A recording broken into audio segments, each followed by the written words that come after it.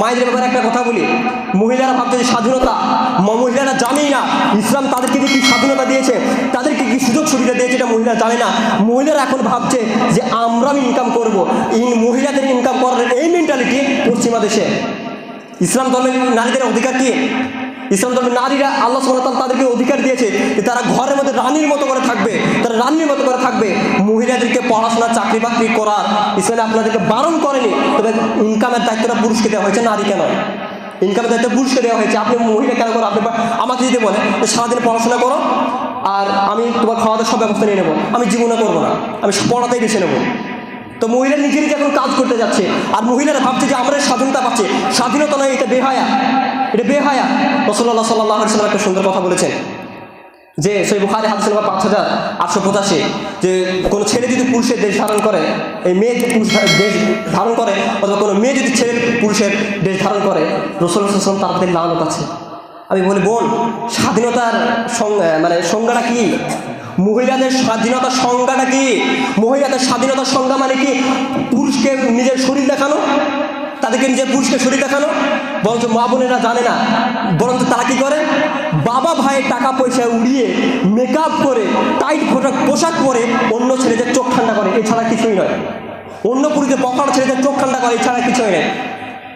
বরঞ্চ বাবারা তার দায়িত্ব জাহান্নাম যাচ্ছে। আমি বলি বোন, আপনি যদি আপনার বাবাকে এতই ভালোবাসেন, আপনার মাকে যদি, ভাইদেরকে, স্বামীকে যদি এতই ভালোবাসেন, আপনি তাদেরকে কেন খামাখাই দায়ুস বানিয়ে জাহান্নামে পাঠানোর চেষ্টা করছেন? কেন করছেন আপনি এটা? ইসলাম আপনাকে যে অধিকার দিয়েছে, আপনি সেই অধিকারটা জানুন।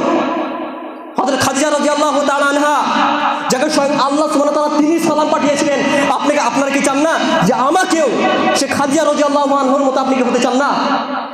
আপনাদের স্বাধীনতা মানে কি? যে পোশাকভাবে উলঙ্গ করে চলা। এই পশ্চিমা দেশে তারা মেয়েদেরকে ব্যবহার করছে এইভাবে। তারা কীভাবে ব্যবহার করছে? যখন কোনো অ্যাড করবে, কোনো গাড়ি লঞ্চ করবে, মার্কেটে নতুন কিছু ব্যবহার করবে, তারা দেখবেন নারীদেরকে নিয়ে অ্যাড করায়। কেন জানেন? কারণ মেয়েদের শরীরদেরকে, এটা সাইকোলজি, যে কোনো ছেলে যদি কোনো মেয়ের শরীর দেখে সাধারণত সে অ্যাক্টিভ হবেই তার দিকে। কোনো মেয়ে যদি ছেলের কোনো শরীর দেখে তার দিকে অ্যাক্টিভ হবেই। আর ওটা করছে যে এই মেয়েদের শরীর দেখিয়ে এই মার্কেটগুলা চলছে বেশি, মার্কেটগুলো চলছে বেশি। আর এটা কে ব্যবহার করছে? পশ্চিমা। আর এই পশ্চিমা সংস্কৃতি আমরা ভাবছি আমরা আধুনিকতায় চলে যাচ্ছি। মহিলারা ভাবছে আমরা আধুনিকতায় পৌঁছে গেছি। বোন, আপনি আধুনিকতায় পৌঁছাননি। ইসলাম আপনাদেরকে যে আধুনিকতা দিয়েছে, সেই আধুনিকতার বিষয়ে আপনি জানেনই না। এই পশ্চিমা দেশরা, এই সংস্কৃতি সব কিছুই আমাদের অমুসলিমদের শিক্ষাটা ঢুকেছে বলে আজকে আমাদের সমাজে ধর্ষণের সংখ্যা বেড়েছে। ভাবতে ধর্ষণের বিষয় জানেন? বিবিসি নিউজ 2018 22 ফেব্রুয়ারি 9 নম্বর পৃষ্ঠায় পত্রিকায় তারা বলছে যে ভারতবর্ষে প্রত্যেক বছরে 20,000 নারী শিশু ধর্ষণ হচ্ছে। বড় তো বাদই দিলাম, নারী শিশু 20,000 ভারতবর্ষে ধর্ষণ হয়। আরেকটা বলছে বিবিসি নিউজ 2018 12 ফেব্রুয়ারি, তারা বলছে যে এখন মহিলাদের অবস্থা শুনে রিপোর্ট বলছে যে 100% মহিলার মধ্যে প্রায় 67% নারী এইচএস দেওয়ার আগে ফিজিক্যাল এডুকেশনটা করে ফেলে। ফিজিক্যাল এডুকেশন মানে বিবাহের আমরা যেটা বলি যে বিয়ের পরে যে মিলন যেটা বলি, ওটা এইচএস দেওয়ার আগে 67% মেয়েরা করে ফেলে। এবার উদাহরণস্বরূপ ধরেন আপনাদের গ্রামে 100টা মেয়ে আছে, 100টা মেয়ের মধ্যে 67টা মেয়ে বিয়ের আগে ফিজিক্যাল এডুকেশন করে ফেলেছে, ফিজিক্যাল এডুকেশন করে ফেলেছে। আর মহিলারা জন্য স্বাধীনতা, এই সমাজটা কোন দিকে যাচ্ছে আল্লাহ ভালো জানে। তো যে আয়াতের কথা বলছিলাম, যে কারো মেন্টালিটি যদি থেকে থাকে ইহুদি এবং খ্রিস্টান আমাদের সাথে ভালো রিলিজিয়ান, তাহলে যান ইহুদি খ্রিস্টানের নারীদের কি সম্মান দেওয়া হয়েছে আপনারা জানেন? আদম আলাইহিস সালামের ঘটনা তো জানেন। যখন জান্নাতে আদম আলাইহিস সালামকে বের করা হয়, ইহুদি এবং খ্রিস্টানরা তারা পুরোপুরি দাবি করে এটা নারীদের দায়ী, কারণ তার যখন মেন্স হয়, হাইজ হয়, ইহুদি খ্রিস্টানরা মনে করে এর আযাব এসছে, এরপর শাস্তি হয়েছে, লানত হয়েছে, একে ঘরে রাখা যাবে না, বের করে দেয় ঘর থেকে এদেরকে বের করে দেয়। হিন্দু ধর্মের একই অবস্থা,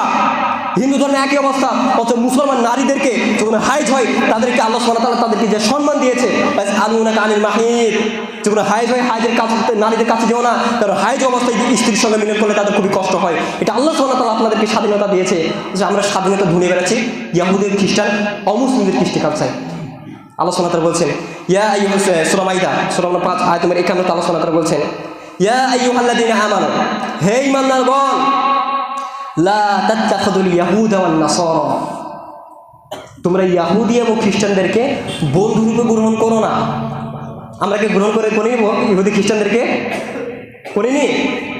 যেই ভারতবর্ষে থানাতে কালী পুজো হতে পারে, স্কুলে সরস্বতী পুজো হতে পারে, তো বুরখা পরে গেলেই দোষ। কারণ কি বলতে পারেন? একটাই কারণ, আমি একটা কারণ, সেটা হচ্ছে শিখরাও দেখবেন দাঁড়িয়ে রাখে। কেউ শিখকে দাঁড়িয়ে ব্যাপারে কোনো বিজেপি সরকার বা অন্যান্য সরকার কোনো দিন কোনো রাষ্ট্রকে কিছু বললো না কেন বলেন তো? তারাও তো পাগড়ি পরে, কেন কিছু বলে না বলেন তো? কারণ জানে যদি আমি দাঁড়িয়ে বিরুদ্ধে বলি একটা পুরো সম্পূর্ণ আমার বিরুদ্ধে হয়ে যাবে, তখন আমার সরকারটি কেনই মুসলিম হয়ে যায়, এটা জানে। কিন্তু মুসলিমদের ব্যাপার কেন বলছে? কারণ মুসলিমদের কারণে এই বলতে তারা সাহস পাচ্ছে কিছু মুসলমানরা দাঁড়িয়ে আছে, কিছু মুসলমানরা দাঁড়িয়ে নাই, আমরা যারা দাঁড়িয়ে যাচ্ছি রাস্তাঘাটে রিক্সে পড়ে যাবো, দাঁড়িয়ে নাই, তারা অ্যাভেলেবেল চলছে। যেসব মহিলারা পর্দা করছে তারা হয়তো একটু টিশ্বাস শুনতে পাবে, আর যারা পর্দা নাই তারা অমুসলিম চলাফেরা করলে কোনো সমস্যা নাই। আর এই জন্যই আমাদের সবাই যদি ইসলামকে বাস্তবিক জীবন নয় জান্নাতে যাওয়ার আল্লাহ সন্তুষ্টি হিসেবে গ্রহণ করতাম, আমরা স্বাধীনতা সুখে শান্তিতে থাকতাম। আল্লাহ বলছেন তোমরা ইয়াহুদি এবং খ্রিস্টানদেরকে বন্ধুরূপে গ্রহণ করিও না। বন্ধুদের দূরের কথা, আমরা ঘরের মেহমানদের ভাই হিসেবে গ্রহণ করেছি। তারপর আল্লাহ সুবহানাহু ওয়া তাআলা বলছেন বা'দুহুম আউলিয়াউ বা'দ, তারা একে অপরের বন্ধু। ইয়াহুদি এবং খ্রিস্টান একে অপরের বন্ধু। ফিলিস্তিনের ঘটনা আপনারা তো জানেন, ফিলিস্তিনে কি হয়েছে? ইয়াহুদি খ্রিস্টান তারা দুজনে মিলে মুসলিমদেরকে মারছে, দুজনে মেরেছে। কেন? ইহুদি খ্রিস্টান তাদের ভিতরকার খবর আপনারা জানেন। বাইবেলের ভার্সনে যে একটা কথা বলি, বাইবেলের গসপেল অফ জন 10 নম্বর অধ্যায়ের 1 থেকে 10 নম্বর অনুচ্ছেদে, সেখানে তারা বলছে ইয়াহুদি খ্রিস্টানদেরকে কি বলে জানেন?